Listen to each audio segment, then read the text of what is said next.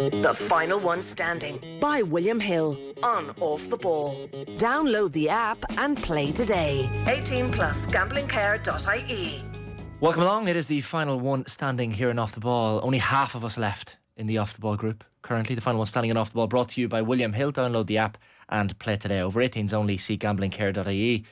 So we have our game every week where we pick a team to win. You can only pick a team once.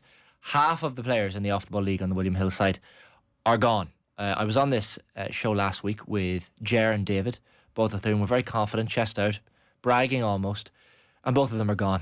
Ger predicted Man City to beat Spurs. David predicted Sunderland to beat Burnley, and neither of those things happened. So delighted to have on the show in the studio with me, Ben Symes. Ben, how are things? All good, Cian. How are you? And we have on the line, I'm all good, thank you very much. On the line we have Mick McCarthy and Cian Fahey. Good afternoon, good morning, good evening, lads. Is that an omen you're setting up there that the lads were on last week and they're gone and now we're on this week, and are you trying to get rid of the competition here? Whoever's here with me. Are we all still in? Yeah, well, I think we're all still in. All of us on this call are still in. Yeah, so that bodes well. Mick, you've got a nice background there. Is that Villa Park behind you potentially? It is, indeed, yeah. Excellent. Yeah, it's seemingly a graphic image. I don't know. I got it 2 seconds before we started the call, but, it's there. Yeah, it is a photograph. And that's just me not giving up hope, Yeah, exactly. Hold on to it. While we're here, we'll get to Lee Phelps in just a second, but we'll maybe bring up the graph for who has picked whom this current weekend. So, Ben, you have opted for Manchester City. Yeah, I think Forest was the kind of shout screaming out of me this weekend, but I couldn't pick Forest with my own You're a West Ham mind fan. as a West Ham fan. And then Chelsea, as you can see, 4 of our colleagues picked them as well. There's something about those early kickoffs on a Saturday. You never ever know what's going to happen. Ger got knocked out. City. I know Spurs have a good record against Manchester City, but you just never know. And in a derby, You're thinking they're not going to lose two weekends in a row, City, essentially? I don't think City will. And Brighton, I watched them last weekend against Everton. I wasn't overly impressed. I know obviously it's away. It's at Everton's new stadium. It's going to be a tough game, first game there. But I wasn't overly impressed, and I think that City will have to bounce back from the loss last weekend. Mm-hmm. Cian, you've gone for Nottingham Forest, and Mick, you've gone for Chelsea. I'll get your views on those in just a second. So it's Owen, Nathan, Mick and Eve with Chelsea, Cian and Matthew for Nottingham Forest, and I've gone for Manchester United. I'll just slip that in there and say no more until later on into the show. Lee Phelps, let's bring you in. How are things? Yeah, really good, thank you. It's interesting how I was going to ask you guys, starting to hear from people who are like, I can't use Arsenal or whatever. Have any of you guys looked at a pick so far and thought, I've used them already, can't use them? Hasn't happened just yet. It's going to get to that stage, where people have used the big guns. But I guess there's tactics involved in this, Lee. There's pros and cons to using the big guys early, I guess. Yeah, absolutely. Yeah, because I'm with Chelsea this week. It's I went with Tottenham, went with Arsenal. I think Chelsea. I get the 12:30 thing, but I've watched Fulham. I've watched both games that Fulham have played so far, and they're just Fulham. They're all right. And they come on strong in the last 10, 15 minutes, but I just think by then Chelsea might just be a couple of goals ahead and too far ahead of them. Fulham allow the opponents lots of shots on goal, and I think Chelsea are much more clinical than Fulham's previous two opponents, Brighton and Manchester United. So, yeah, I think Chelsea decent. There's about 20% or just under 20% have gone for Chelsea. The story of the week, really, with Final One Standing is Manchester United, as it is with across most of the footballing world. They were accounting day by day for 43.2% of the picks on Tuesday. They're now down to 22.1% of the picks after that performance at Grimsby on Wednesday night in the Cup. So yeah, people have lost faith, and obviously you can edit your pick right up until 12:30 Saturday. That's the deadline to get your picks in, whether you're playing a €500,000 game or the €50,000 game or a private league. It's 12:30 Saturday is the absolute deadline. If you don't get your pick in, you're gone. So you can change it, and I wonder how many more people will change between now and then. City, interestingly, they're friendless in the market, really. I think 3.5% have gone with City this week. I agree, though. I think that's a decent bet. If you're looking at it as a single or putting it in an ACCA, I think they're underpriced. I think they should be shorter than they are going to Brighton. Liverpool Arsenal, presumably, obviously the big game of the weekend, Lee, but presumably most people avoiding it in the Final One Standing sense. Yeah, 0.6% of players picking Liverpool, 0.1% picking Arsenal. I mean, Arsenal have been used, though, remember, so I think Arsenal probably for a lot of people are gone. Liverpool still, if you're playing the main game, then you've still got Liverpool up your sleeve for a lot of people. And I think that game against Burnley, when they come back from the international break, we'll see a huge amount going for them for that one.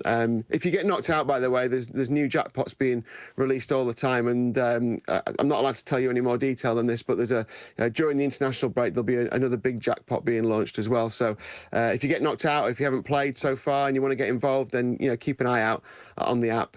Some of the others, maybe not surprisingly, but Nottingham Forest account for 20% of all picks this week, which they were on my shortlist, if I'm being honest. I think there's no reason why they shouldn't win at home against West Ham. West Ham obviously have been in all sorts of bother. Graham Potter, favourite to be the first manager to lose his job, and Forest have got a decent record against them. Callum Hudson-Odoi, by the way, got 2-2 at the City Ground against them. Already scored this season. So and West Ham, they allow, a bit like Fulham, they allow a lot of shots on their goal. 41 shots they've allowed on goal, 17 on target. That's across 3 games, Cup and League. Chris Wood is one of the most prolific in front of goal and most clinical. He's averaging a goal every 2 shots this season, and he averaged 1 in 3 last Premier League season. So if West Ham allow Chris Wood 3 shots on goal, then chances are he's going to score at least one of them. So, I think that's an interesting one. Nottingham Forest, and not many people will have used them so far. Anything else you're looking at, Lee? Obviously the promoted teams doing fairly well, maybe above expectations so far. Sunderland home to Brentford, as we said. Burnley are away at Old Trafford, and Leeds home to Newcastle. That's a cracking game at 5:30 tomorrow, Saturday. Yeah, maybe I'm losing my senses a little bit here. I'm not too keen on Sunderland. I think that could be a draw. I think Leeds are worth a look at home. They're not a big enough price for me, really. But I think Newcastle are beleaguered. I know they've made a signing. They've got a new striker in. Whether he plays this soon, but if the injuries that we're told about, these players aren't available or aren't fully match fit, the likes of Fabian Schär, obviously missing Gordon through suspension, obviously he's not playing as well. I think there's a lot of players out of their team who account for shots on target. They haven't been great in front of goal so far this season. I know they got 2 against Liverpool. That was kind of a crazy game. But I just think, no Joe Linton, no Tonali potentially, no Schär. Those 3 players with Gordon as well have accounted for 16 of their 26 shots so far this season. So no goals, Leeds at home, great crowd. I just wonder if Leeds could maybe squeak out maybe a 1-0 win or maybe something like that there. But and as for Burnley at Man United, I mean, they drew their 1-1 in 24 last time they went to Old Trafford. Man United aren't scoring goals, as we've seen. They start really well and then just seem to drift away. If Burnley can recreate some of that championship defensive spirit that they had last season, I think they'll be going there, setting up for a draw and hoping they can take one away. The draw's a decent enough price. But yeah, so it'd be a big result for Burnley, and it'd be a shocker for Ruben Amorim, whose price we saw crash through the floor during the week after that loss on penalties at Grimsby Town. So yeah, it's a fascinating weekend. We've got all the usual. We've got ACCA boosts, which you need 4 more picks to activate. We've got bet builders. You've got a bet builder bet and get, and we've got loads of stuff going on the Liverpool Arsenal game as well, where you get money back as a free bet if your bet builder loses. So plenty of offers to have a look at all the way through the weekend, including your usual epic boosts as well. Good stuff, Lee. Thank you very much for hopping on. Good luck, guys. Brilliant stuff. Lee Phelps from William Hill there. So the fixtures, just to bring people up to speed on the games they can look forward to across the weekend that we've mentioned. The early kick-off at 12:30 tomorrow, Saturday. Chelsea versus Fulham. The 3 o'clock games then. A rare 3 o'clock Saturday kick-off at Old Trafford. Manchester United versus Burnley. It is Sunderland against Brentford. Tottenham Hotspur home to Bournemouth. And Wolves against Everton at Molineux. Then, as we said, Leeds United versus Newcastle United at 5:30 tomorrow, Saturday. Then on Sunday, 4 games to speak of. 2 of those games live and exclusive commentaries on Off the Ball here on News Talk. Brighton versus Manchester City at 2 o'clock. We'll see Richie McCormick and Keith Tracy call that one. And then Liverpool versus Arsenal from Anfield at 4:30 will be Glenn Whelan alongside Stephen Doyle on commentary for that one. Nottingham Forest home to West Ham at 2 o'clock also. And in the evening game, Aston Villa versus Crystal Palace from 7 p.m. Mick, you've gone for Chelsea on that early Saturday kickoff, I think. Yeah, it's no great sort of backing of Chelsea that I've gone for them. I suppose my philosophy on this, you talk about like David going for Sunderland last week and stuff like that, is like you have to stay in the game. You know what I mean? It's all very well trying to, you know, keep people for when you're in the last five, but, you know, chances are you won't be in the last five unless you go for the teams that you think are going to win. So I've never won one of these, so I don't know what I'm talking about, but my philosophy has always been just try and stay in the game. So I just look at the fixtures and see who do I really fancy. And look, if I fancy two teams equally, I'm going to go for I'll pick the lesser one so that I can keep the Liverpools or Chelseas or Cities or so for down the line. But this week I found it really difficult, and I suppose there's two reasons that I went for the pick I did. One of them is related to Manchester United, and it was pre-Grimsby.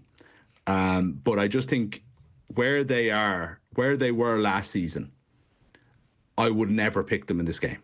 Because I never know. It's not that they won't win games, it's that I never know when it'll be. You can never trust that they will play to the level that at least they think they are at. And you just wouldn't know what's going to happen. It'd be too, like, you'd be leaving them to your last 5 or 6, like, genuinely, no matter who they're playing. And nothing has changed this season to suggest that it's going to be anything different, as obviously Tuesday night proved. And then the other thing is just Chelsea. I kind of fancied them at the start of the season. They were terrible in the first match, but I think Palace are going to frustrate a lot of teams this year, and they're going to be a good side even without Eze. Now, they don't want to lose too many more over the next 2 days. But I know West Ham are a rabble, so I don't think we should read all that much into it, but I really liked the look of them the other night, last weekend. There's it was last Friday night, was it? God, time's flying. And Estevao came in. I don't know if Palmer, how long he's going to be out for, but the Pedro and the Lap combination looked really good.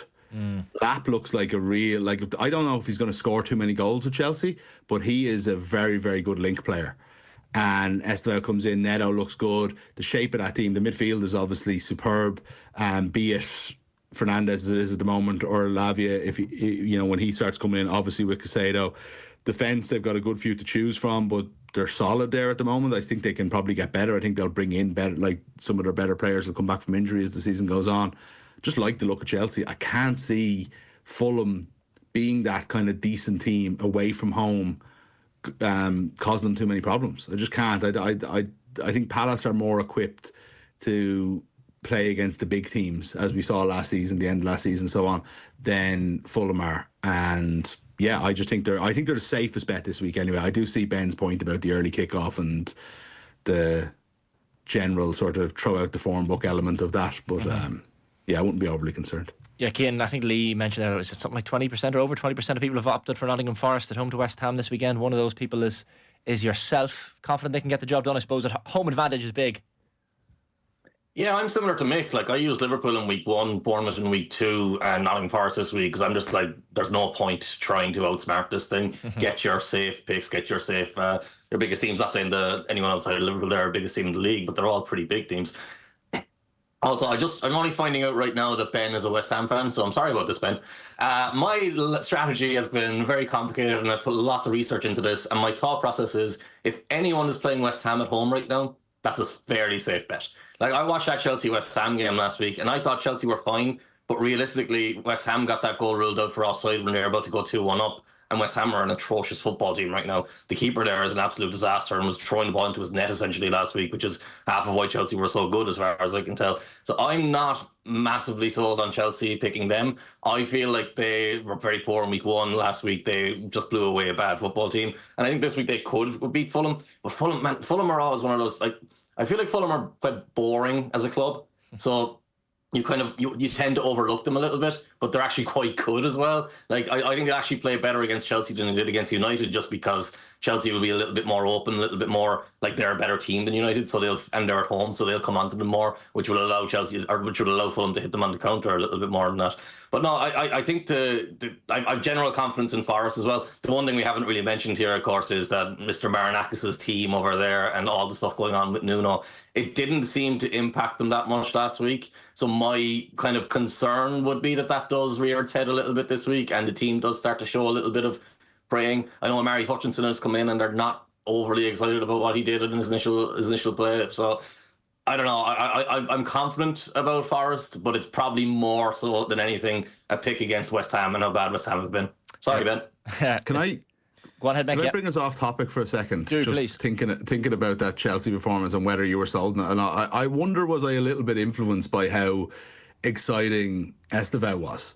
And I'm just wondering, like, if you take the whole idea of, like, maybe Max Dowman coming into the Arsenal team on a more regular basis, Rio's impact on Monday night for Liverpool, has there been ever a collection of more exciting kids who could be, like, it was like, we had Wayne Rooney and it was like, this is amazing, I can't believe there's a 16-year-old this good, and then you kind of, like, it happens once every 10 years. Now it's kind of happening, there's 4 or 5 of them at the same time. I think you need to be 15 or 16 to impress me now. Estevao's 18 and I'm thinking he's a veteran. Way too old. He's way too old. to make one of the best teams, to make the world champions. Yeah, I know. The bar has been set quite high. But yeah, you look at these lads, like even Oisin Vuna for Shamrock Rovers, and it's just, they're getting younger, aren't they? Like, it's incredible.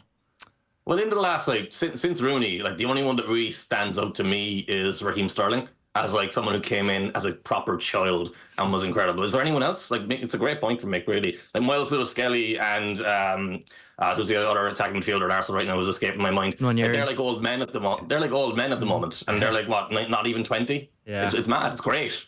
It's brilliant. Marcus Rashford as well came in, remember, against Midtjylland? Yeah, what was he, 17 maybe? 16, 17. Yeah. And then he obviously scored against Arsenal on that weekend as well. Incredible. Yeah. When you're talking the interesting thing with the guys in the Premier League as well right now, though, like, you see Lamine Yamal is obviously the influence. When you look at Lamine Yamal, outside of, like, him looking kind of young with features and stuff, in terms of his body, he's built like an adult. He looks like an adult. Whereas, like, someone like Rio came on, and, like, I noticed in the interview afterwards, it felt like you were looking at someone who was, like, going into his first day of secondary school. It did not look like you were looking at someone who was an actual proper adult yet, Yeah, and of course Chelsea have signed another young prodigy, 21-year-old Alejandro Garnacho, heading to Stamford Bridge for 40 million. We'll see what he can do there. I don't know, like, as a lot of United fans will say, good riddance, essentially. It's not a signing. Fourth youngest. Sorry, go on ahead. I interrupted there. Apologies. No, go on. Garnacho. I don't want to hear about the fourth youngest ever player. I don't want to talk about Garnacho, so you can tell me all those stats. Harvey Elliott. Right. Okay. 16 years and 30 days. That was Fulham, wasn't it? Before he moved away. Yeah. It's good knowledge, Ben. Good knowledge. Yeah. Nonieri's actually the youngest ever, which is so funny because you feel like he's been around for so long. He's still only 18. Yeah. I can't believe he was younger than Dowman. Yeah, he was. I think Nonieri had literally kind of just turned 15. And they'd already put him into the first team down, I think it's halfway through.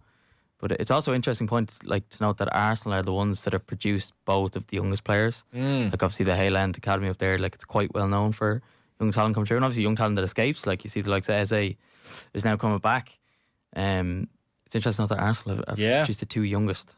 Jesus, yeah. And I'm just trying to think of what I was doing at 15 or 16, and it certainly wasn't anything close. It would make you feel bad about yourself. But fair play. I'm not letting you get away from Garnacho here, Shane. Did he get that 7-year contract that Chelsea always give players? Yeah, I heard he did. I wasn't sure. It looks like a 7-year contract, all right, yeah. £40 million. That seems like such a dangerous decision considering how his time at United went, because, like, he's not going to be quiet if things go the wrong way for him, are they? And like that, and there's all the stories about him being the guy who was leaking all the inside news and with his brother and all the stuff on Instagram and stuff like that. It seems like a massive risk on Chelsea's side, even though everyone's talking about how relatively cheap he is. Because I know he's talented, but I also felt like he was kind of very raw. He had some bit of moments, had some good goals. A bit of, like, I'm not going to say he's Federico Macheda, but there's an element of that too. It's not like he's coming in and has proved himself to be this burgeoning star who just needs a good situation and he's going to thrive. I always felt like he was a ball stopper and someone who played for himself quite a lot, which is not unusual for a younger player, but I don't see the superstar talent or potential there. Now, maybe I'm completely wrong on that, and he'll be in with Chelsea's other 15 attacking midfielders who they all need to play with, and he'll be the star. I just don't see it happening. The only thing on that, though, and it's taken me a while to come around, is that you do have to treat Chelsea as their own. That they're on an island when it comes to the squad building, and they'll have inflated squads. They're not afraid of having a bomb squad. They're not afraid of sending people off.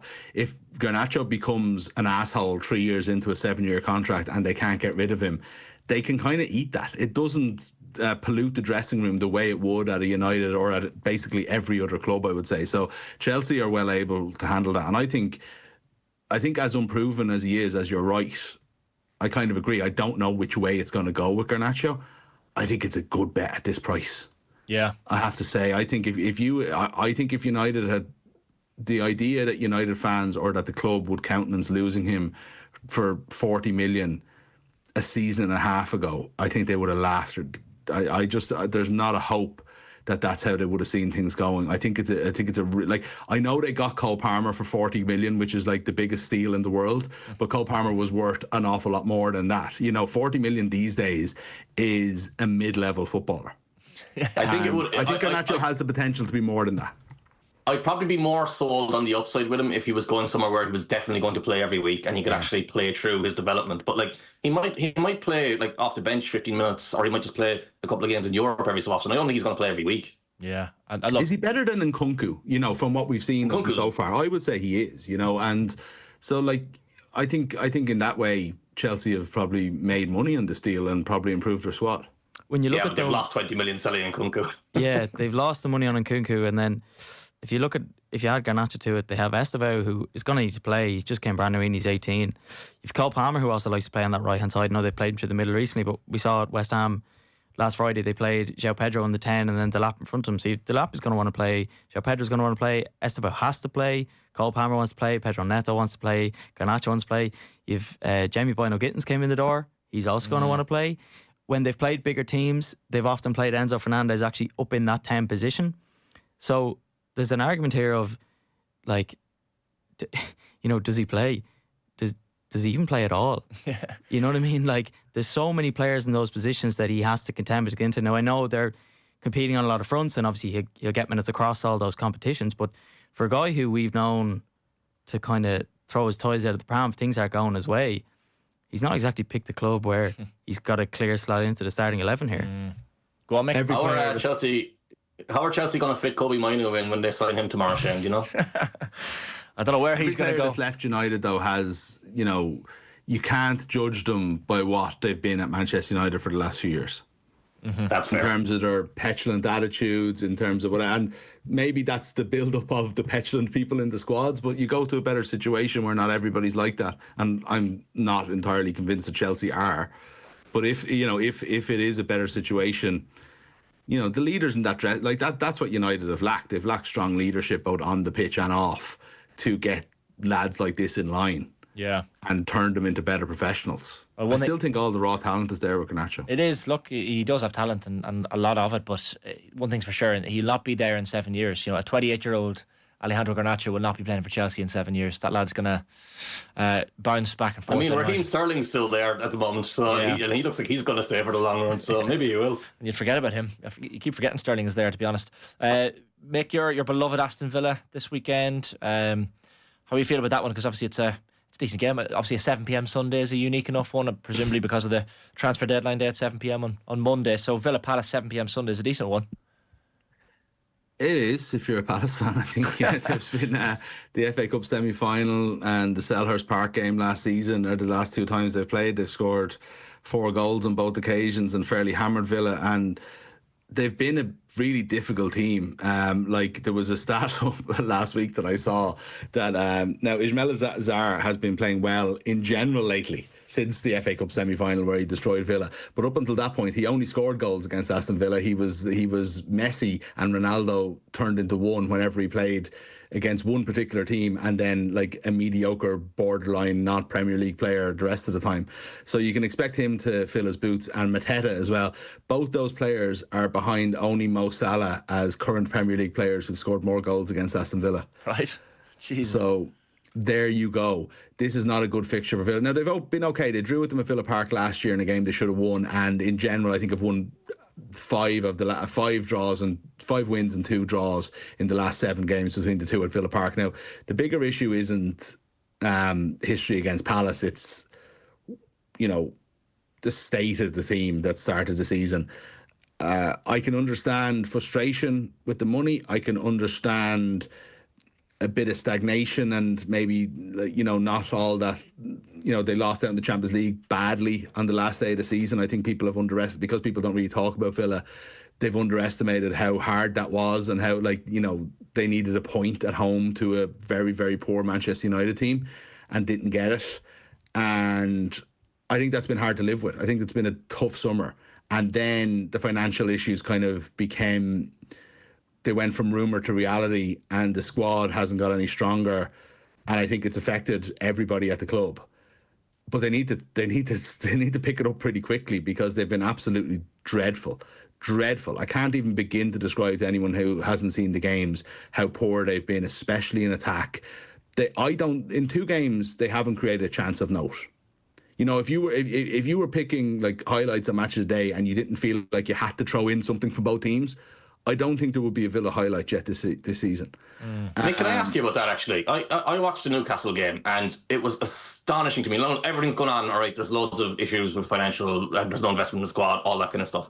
But the Newcastle game was just bizarre to see, because it's an Unai Emery team. You expect there to be a good structure, you expect there to be movement, and players were just standing still throughout the whole. And when you have someone in particular like Morgan Rogers in your team, we've seen him at his best, floating around, picking the ball up, driving at teams. Like, I remember the Man City either goal or assist he got last year or the year before. And it's like, this team is meant to be full of energy. It's meant to be full of, like, not necessarily creative player, but a bit like Liverpool when they were under Klopp, where it was like very structured, very intense, and there was enough creativity within it. And then that Newcastle game, I don't know if it got better last week. I didn't see last week's game. That Newcastle game, it looked like a team that just didn't exist for the last 3 years in Villa.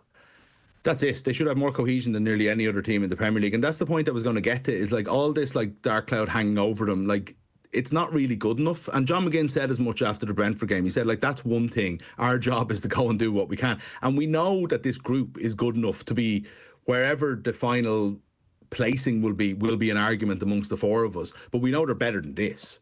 And there's no real excuse for starting. And now Rodgers, you mentioned, Rodgers' form, you know, again, didn't get a lot of coverage, but his form fell off a cliff at the end of last season, towards the end of the Champions League campaign, all the way to the end of the season. And you would expect, he's had a rest over the summer, things will pick up. They haven't. His touch is deserting him. So all those things that you're saying about him coming and picking up the ball, he keeps doing that and then losing it, you know, which he just wasn't doing at all last year. So you hope that will turn around. They need some width in the team. Like, you know, you're playing John McGinn on the right at this stage, with Rodgers kind of on the left. Both are coming in. They need at least one winger. They've got rid of Bailey. You know, so I don't know. It doesn't look like Malin is up to it. So I don't really know where the change is coming from. You know, the new signing Gessen came on for his debut against Brentford, and like, he looked raw as hell, but he threw himself around the place and brought a bit of energy. And you're like, yeah, maybe we could have a look at this guy, you know. But that's not all. There's talk of Asensio coming in the next few days. You know, and there's mixed kind of reactions to that among Villa fans. And like, you're signing maybe paying 20 million or so for a 29-year-old on the last year of his contract, but like, they need something. They need that bit of class. You know what I mean? It's not going to come from Emi Buendia at this stage. Like, so very, very worrying start. I wouldn't pick them in a million years in final one standing this week, because I don't know where the goals are coming from. Palace, like, you know, Palace have a very good manager, and they're like, regardless of what players they lose and everything like that, this is a guy who has Villa a little bit figured out, from what I could see. I thought that a little bit after the Sellers Park game last season, and then you watch the FA Cup final, which was probably Villa's worst performance of the season last year, but you were thinking a lot of it was to do with what Palace are doing. And again, I talked about them a good bit in the start of the season here. I think they're a very, very good side. They will miss Eze, but he's not the kind of player that will collapse the team either. You know, he's the kind of bit of magic for them. So they will miss him, I think, overall. But I don't think I don't think losing him will affect how they play or their level of, you know, how much they can dominate a game or anything like that. Yeah, for sure. We should touch on Liverpool-Arsenal, lads, before we finish, of course. Anfield action. It's an interesting one, Ben. Obviously, two teams who have impressed in different ways. Liverpool with the 4-2 win over Bournemouth, albeit some defensive issues in that one, and then managed to scrape the last-minute winner, courtesy of Rio, the other night against Newcastle. And then Arsenal, yeah, not that impressive against United at Old Trafford in the first game, but then 5 stars for their performance against Leeds. So it's fascinating, this one on Sunday.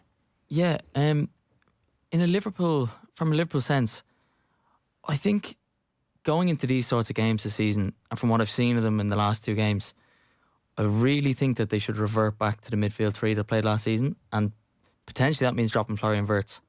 So big call. It's a big call, but from what I've seen from the first 2 games, I'm not saying he won't get there, and they probably won't drop him either. No, they probably won't drop him, and that's the thing, I suppose. But he hasn't looked up to it physically yet. Now, he can get there. He's brand new to the league. Obviously, he played in the Bundesliga. It's a lot less physical. And he's looked tired. And when you're playing against a team a Rice Zubimendi pivot in midfield who, like, let's face it, is probably one of the better ones in the league. And last season, Liverpool's 3 was, you could argue, the best. It was definitely the most shocking in terms of how good they were. When you have a system that works so well, I don't know why they wouldn't just revert to that and keep the front 3 of Salah, Gakpo on the left and Ekitike up the middle, and drop Wirtz and play midfield 3 of McAllister, Szoboszlai and Gravenberch. When you're up against a midfield that's so strong in a game that's so important, it's in almost a way, it's a pity that this game's come so soon in the season. I'd love to see this in game week 8, 9, 10 when they've kind of built up a bit more steam and we know what these teams are really about. You said about Arsenal, like, they look so poor on the opening day against Manchester United, who've gone on to be, it looks like it could be one of the worst Manchester United teams I've ever seen anyway, and yet they bounce back against Leeds, and I know Leeds are just promoted, but they look so strong against Leeds. And this Liverpool team who, walked the league last season, and we kind of still don't really know what they're doing this season. So for a game of this magnitude and up against a midfield so strong, I would 100% drop Wirtz from the midfield 3 and revert back to what you have and what you know, and what you know can battle up against a midfield that strong. Cian, you're a Liverpool man. Yeah, I think it's an interesting one this weekend because they haven't had everyone available yet. Gravenberch was suspended for the first game. McAllister missed last week's game.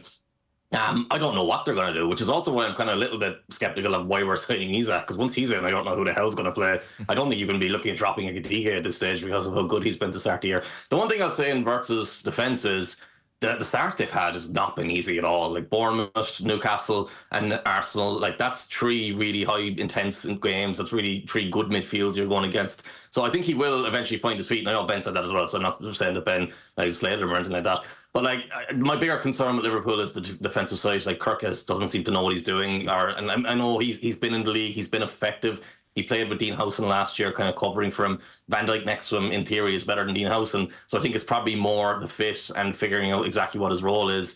Similar situation at right back, although I think Conor Bradley should probably start this weekend to be back. So obviously it was actually quite amazing at right back against Newcastle. He made 3 or 4 very important clearances in the first half that have been a little bit forgotten to keep the game at 0 all the time. So I think Liverpool they're kind of a weird team because they won the league last year at a canter, didn't really change a team.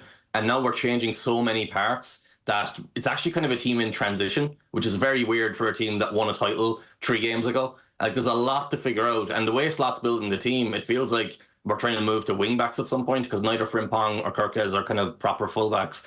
And the way they've brought in Wirtz is like a 10. We don't really play with a 10. You've had Szoboszlai in that role last year where it was more of a pressing 10 rather than a playmaker. So there's a lot for them to figure out. I think what makes this game kind of more interesting than I would have anticipated is with Saka out, you have Madueke starting on the right more than likely, and then you've got Eze more than likely on the left.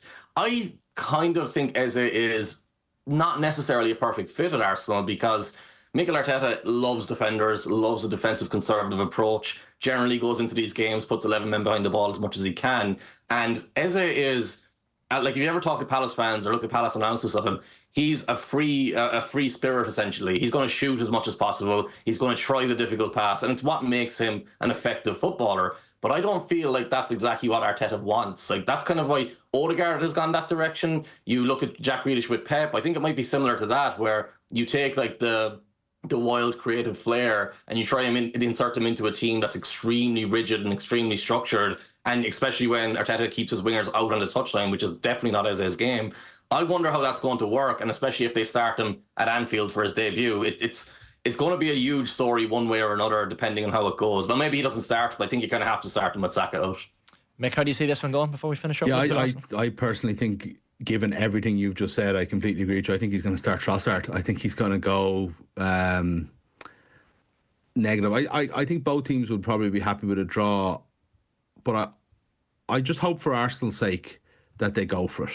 I hope they start Eze. I hope that they try to win this game, because I think everything you said about Liverpool is true, and I don't think they're playing that well at the moment. They've got 6 points out of 6 and in 2 difficult games, and I think they'll get better. They are a team in transition, as Cian said, and I wouldn't drop Wirtz because I think they've paid so much money on this guy. They genuinely believe in it. Both of you have said that you think he's going to come good.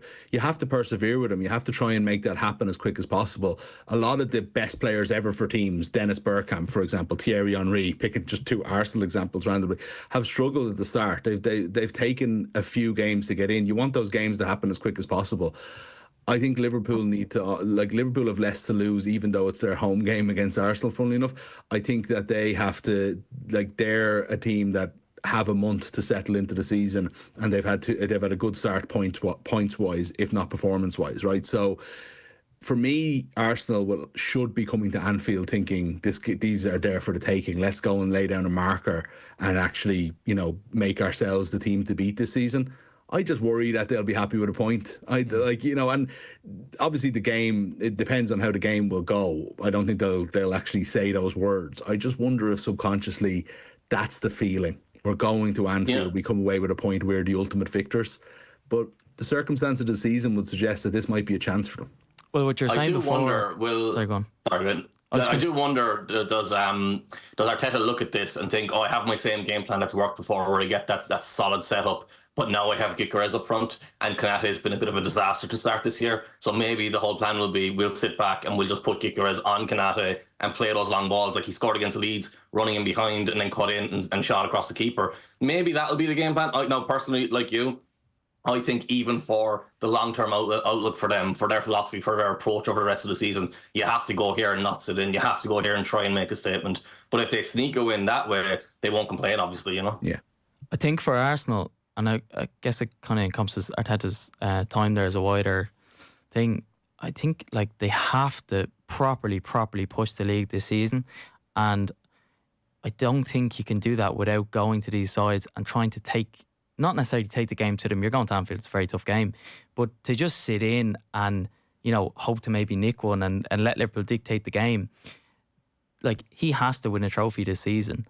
And when have you ever seen teams in the last 10 years win these trophies in the Premier League by going to these teams and sitting back and kind of hoping you might nick one on the counter? Yeah, that's a go for broke. Can I say, Shane, you've gotten away with murder on this podcast. We're not leaving 25 or 30 minutes of it. What the hell? That's all we have time for anyway. Not a hope. Yeah, well, yeah, it's been a week, I suppose. Yeah, but a beaten man right there. Well, United fans are fairly numb to this sort of thing over the last decade maybe. But yeah, that felt like a particularly galling one. Just the fact that Amron has become a bit of a meme. Sitting there at the tactics board and heading hands for the whole penalty shootout, and I don't know. And then even the post-match interview where he's saying, the players spoke volumes. Do you think he wants to leave? I feel like even at the second half of last season, he was talking like someone who wanted to be fired. I kind of feel sorry for him because he didn't want to be at United until the start of this season. So I think he saw this coming potentially. He maybe hoped they would not be quite as bad as they are, but that was a particularly galling low point to lose to Grimsby in that fight, but also to lose to Grimsby, who were far better than them across the game, particularly in the first 45 minutes, and they probably should have made it 3-0 as well. I don't know, was that goal really offside, the 3-0 in off the post? So I don't know. Look, it's funny because if United end up, say for example, they beat Burnley 2 or 3-0 at home tomorrow and play quite well, which is tough to see at the moment, then all of a sudden they've lost to Arsenal in the opening game but played quite well. Disappointing draw with Fulham, but albeit a draw on the road, and then beating Burnley going into the international break. I don't know. If Brentford, let's take Brentford out because they've got a new manager and so on. Say if Bournemouth had that performance at home to Arsenal at the start of the season, where you're at home, Arsenal don't play too well, you put it up to them a little bit, but ultimately they've scored early, which changes the entire sense of the game anyway, and Arsenal comfortably enough hang on to win 1-0. Do you think anyone, including Bournemouth fans, would still be talking about that game? I don't think so. And I don't mean that in a harsh way. I don't mean that you've had a go. I just feel that United are clinging on to this positive performance, but ultimately they were beaten at home, and I think comfortably. I know that they had signs of being able to dominate a game again, and which they hadn't seen in so long, but it wasn't a positive start to the season. It really wasn't. Not in the grand scheme of things. Maybe by the clutching at straws. But if you don't back that up in your next 2 games, including against a League 2 team, then I think we have to forget about it. I think it was because it was the first game of the season and United fans hadn't seen a performance that gave them a little bit of hope. maybe you could count them on one hand from last season. You could count them on a couple of fingers, maybe the performances that gave United fans hope last season. And to see it, and it's going to take a bit of time for the new signings to gel in, but every team's in that position, in fairness. Shesko's just off it. The goalkeeper situation would make a grown man cry. Like Onana's not up to it, Bayandier's not up to it. Talking about signing this guy Sendy Lamens from Antwerp. The whole thing is a bit of a mess, and Amarin seems to have, I don't know if he's lost the dressing room or if he just doesn't have faith in the players, but certainly those interviews after the game would suggest concerns behind the scenes, you know. Well, you mentioned the goalkeeper. You mentioned the goalkeeper there. As watching that penalty shootout midweek, I've never in my life seen a goalkeeper get so many hands to the ball and not stop any of them. That was bizarre. I don't know how weak-handed or soft-handed he is. And then like the two goals, obviously not moving his feet for the first one and then the corner. It's astonishing how bad a signing he's been, and it comes back to that recruitment aspect. But the recruitment, I don't think, has gotten better either. I think you've signed better players, and Mbeumo and Cunha are good players. But watching Mbeumo so far, I'm looking at him and going, he's in the position Ahmad should be in. And Ahmad is now playing right wing back for some reason, even though he's like your brightest prospect moving forward. And you've Bruno Fernandes, who's technically your best player still, playing out of position. That's the kind of stuff that drives me mad at Amarim, because I'm like, okay, I'll give you time. I watched Klopp go through all that stuff. We always you saw how bad Klopp's scenes where he had Alberto Moreno there, and it was like, these mistakes are going to happen. You have these players who weren't good enough, but there was a clear identity of what they were doing. Amarim, I don't understand what he's even trying to do. Like, if everything worked the way it was supposed to work, it would still be bad as far as I can tell. If you look at this summer, they spent 229 million on three. Okay, they probably did need one forward, but it's three luxury positions. You spend 229 million on three fellas who, let's face it, they all want to do the same thing. They all want to score goals or create goals. You've no box-to-box midfielder. I still think they need another centre half. As you said, the keeper situation is atrocious. Like, I don't get how he can look on that team, Amarim, look at his team from the back end of last season, and they've given him a war chest of 230 million. He's gone, I'm going to sign three forwards, and I'm not going to sign a box-to-box midfielder. I'm not going to sign a centre half. And as we've seen, most crucially, I'm not going to sign a goalkeeper when his two goalkeepers, I don't think, would start for any other team in the league. Yeah, but Ben, you have to the fact that United have brought in this manager who has a rigid system and none of the players suit it, already alarm bells.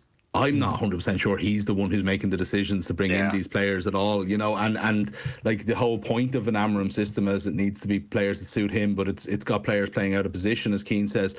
Like, the whole thing's a mess. My biggest question is, I had a conversation with Arthur on the show, and I can't remember what the Ten Hag moment was. It might have been something to do in the Champions League. It was definitely the season before when they won the FA Cup, where it was like, you get to a point as a manager where enough things have happened that you become a kind of a figure of fun, like a clown figure almost. And I don't know if there's any way back from it. I think, and sometimes it can be unfair, like plenty of people, like Stephen Kenny had it at Ireland, but like Ten Hag definitely had it, and even winning the FA Cup didn't save it. It saved his job, and it made people argue about it, and maybe he is coming back. But as soon as anything happened the next year, he sort of knew. You just knew it was over. I don't know if Amarim can come back from Tuesday night. I really don't. I don't know how you turn around a sense of his interviews where he's so clearly lost the dressing room or given up on the dressing. Maybe they've lost him, right? And the sitting in the rain, not watching the penalties. I don't understand that. Like, that just feels like what a absolute statement of, I'm not in control, or I don't have any belief in this, or he's no calm about him, like, that's unbelievable. The tactics board thing, whatever, I'd be more forgiving of that, but ultimately that actually could be the thing that ends him, because that's the meme, and that's so everything like that. I don't know how he ever, and it's not that he can't win fans around or something. I don't know if he can turn around Manchester United now. Because once you become that kind of figure of fun, you're dealing with awkward, rich, young millionaires who are looking for an excuse not to respect you. Yeah. Is this a look wider... at Thomas Frank. Like, Thomas Frank has come in with that calm. He's also played completely different systems in his first couple of games and got great results. And he's dealing with Tottenham being laughed at over all the transfer stuff. And it's like, okay, it doesn't matter. We're just focused on getting results, playing as a good football team and doing that. That's the character you need. And they didn't have it with Ten Hag. They don't have it with Amarim, as Mick said. Well, I think it could be a wider Manchester United problem where you talk about a manager becoming a clown aspect. We had it with David Moyes, and David Moyes went on to win a Conference League with West Ham. I know it kind of ended quite sour. He's gone to Everton, and he's managed to turn that ship back around as well. Erik ten Hag, obviously, we're kind of yet to see what he's done after, but before he went to Manchester United, he was so highly rated at Ajax. Before Amorim went to Manchester United, he was so highly rated, albeit in Portugal. Is it just a Manchester United effect where, like, they turn these managers it's the hardest job in the clowns? world. It's the biggest. It's probably the second hardest job in the world after Real Madrid, but maybe England, harder because they're not financially as supported and players want to leave and so on. But like that should be actually taken into account. But you have to. Why are they not hiring the right guys? Ten Hag might be a good manager. Amorim, I think, probably will be a good manager. But they're not the personality types for a broken down team that need rebuilding from the bottom up. Like that's Jurgen Klopp. Like that's a personality thing. It's not a tactics thing. It's not a what formation do you play thing. And I know Klopp has all that too, but ultimately what he had was the ultimate respect of everybody in the dressing room. And that's like I honestly would rather they brought in a kind of a 4-4-2 Neanderthal, but that was someone that was able to kind of get a bit of sort of like slap them in the back of the head kind of attitude. They don't have a leader, and I just can't believe they've done it again. The captain isn't a leader either, which doesn't help. Like that Fulham penalty thing is atrocious. How that happened last week and wasn't a huge story, I don't know. Give it Dyche till the end of the season. Yeah, absolutely. And after Big Sam. Yeah. Well, look, he's been there 10 months, Amorim, and he hasn't put 2 league wins in a row together, which is 29 points. It's damning indictment. His win 28 and 29 games. Yeah, shocking. He has a worse win record than Gary Neville at Valencia. I saw that on Twitter last night. That sums it up, I think. And then after the international break, well, they should. And then they have Man City away, Chelsea at home, and Keith Andrews, Brentford away. So a few tough fixtures coming up in September as well for Manchester United. Any United fans out there, apologies. I did try to not get there in the conversation, but it was ultimately inevitable. Lads, thanks very much, Ben, Mick and Cian, for that on Final One Standing today. Final One Standing on Off the Ball is brought to you by William Hill. Download the app and play today. Over 18s only. See gamblingcare.ie. We'll be back on Final One Standing next week. See you then. Good luck. The Final One Standing by William Hill on Off the Ball. Download the app and play today. 18 plus gamblingcare.ie.